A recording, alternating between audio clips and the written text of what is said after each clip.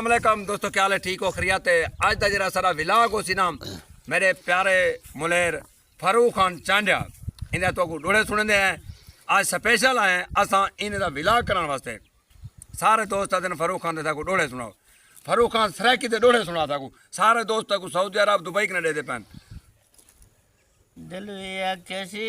तेरा मजबूर वाह है देश नहीं क्या करूं जुल्दू वेस सदा सबाई वाह वाह वाह वाह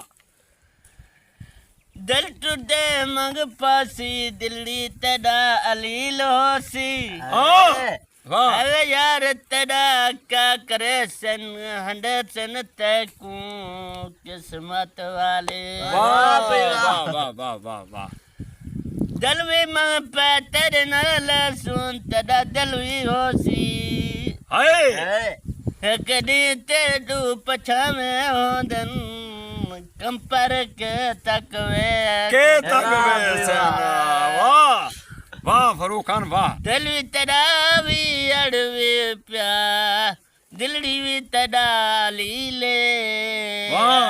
दिलड़ी लीले सब सोबर सोबे कुआ तेरा यार भी है बाना दिल बार बहारे वाह वाह फारूक खान हुन दोस्त को बलोच की डोड़े सुना दिल थई मजबूर है अल्लाह तेरा प्यारी हाँ हरदम तो जीवा बाड़ वाली ब्याई वाह भाई वाह अल्लाह दे घर कद मकड़ी दे पूंगा लट्ठा मिला लावे में दिल्ली दे मुंह वाह वाह वाह भाई वाह जिंदाबाद जिंदाबाद जिड़ो गिरो खावन गिरो खावन अल्लाह दे